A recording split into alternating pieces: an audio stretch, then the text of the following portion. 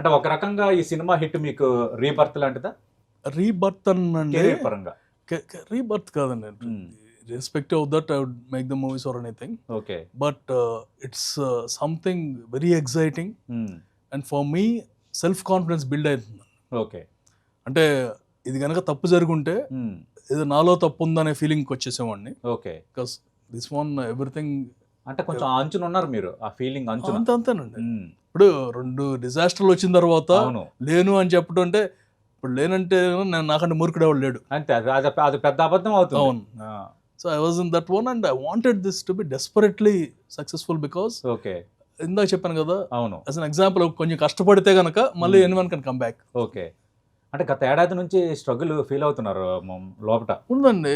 Bhola Shankar release నుంచి I was having that struggle and right now I was very relaxed on that one. Okay. ఏంటంటే ఇంకెవరు అడగరు కదా నన్ను, అవును. అలా ఎలా తీసావు ఇలా తీసావు అనే అవును. ఇది రాదు కదా. అవును. కానీ ఒక రకంగా ఇప్పుడు కూడా రిస్క్ చేశారు కదా మీరు, ఎందుకంటే సంక్రాంతికి పోటీకి వచ్చారు. ఆల్రెడీ ప్రభాస్, మెగాస్టార్ చిరంజీవి లాంటి బిగ్ హీరోల సినిమాలు ఉన్నాయి. Yeah. కొంత మీడియం రేంజ్లో రవితేజ, మిగతా హీరోల సినిమాలు కూడా ఉన్నాయి. అంటే ఇంత స్ట్రగుల్లో కూడా ఈ టైంలో ఎందుకు రిస్క్ చేస్తున్నానా అని ఎక్కడ అనిపించింది? ఎక్కడ అనిపించలేదండి. కరెక్ట్, నేను రిలీజ్ చేయగలిగితే చాలు. ఓకే. ఓహో. అసలు రిస్క్ అనేది పెట్టుకోలేదు. ఎందుకంటే when we see the movie అందరు నవ్వుతున్నారు. సో తప్పు చేయదు. రైట్. తప్పు చేయని సినిమా ఎప్పుడు సంక్రాంతిలో ఒకటి ఉందండి. అంటే మీరు రిస్క్ అంటున్నారు. అవును. నేను వాట్ ఎవరిథింగ్ చిన్న ఫాల్ట్ ఉన్నా కూడా కొట్టేస్తుంది సంక్రాంతి. వెళ్ళిపోతుంది, ఫ్లోలో వెళ్ళిపోతుంది. అంటే కొంచెం సేఫ్ ప్రాజెక్ట్ అవుతాం అనుకున్నారు. సో ఆటోమేటిక్గా I wanted to be in that position. I'm thinking all these are premieres. So 5వ రోజు నుంచి అందరికి థియేటర్లు ఉంటాయి. ఓకే. సో 5వ రోజు నా రిలీజ్ రోజు అనుకున్నాను అనుకోండి, ద బెస్ట్ సీజన్ కదా. రైట్. అవును. అంటే భారీ బడ్జెట్ సినిమాలు తీశారు మీరు, కొంత లోవర్ బడ్జెట్లో తీశారు ఈ సినిమా. 40 కోట్లు 45 కోట్లు అయిందని అంటున్నారు. అంటే ఏంటి స్ట్రాటజీ ఏమైనా మార్చారా ఎదురైన ఫలితాల నేపథ్యంలో, గత అనుభవాల నేపథ్యంలో? అలాంటిది ఏం లేదు.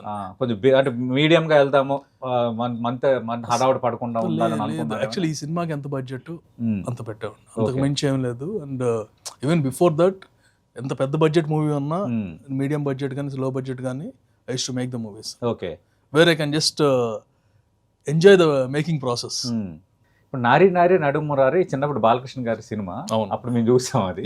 మళ్ళీ అది ఎందుకు ఆ టైటిల్ అలా తీసుకోవాలనిపించింది? అంటే సినిమా యాప్ట్ అండి, సినిమాకి యాప్ట్ అనుకోకుండా అనిపించింది. ఒక 2 అమ్మాయిలు ఆ టైటిల్ ఉంటే ఎలా ఉంటుంది, అది క్లాసిక్ టైటిల్. అవును.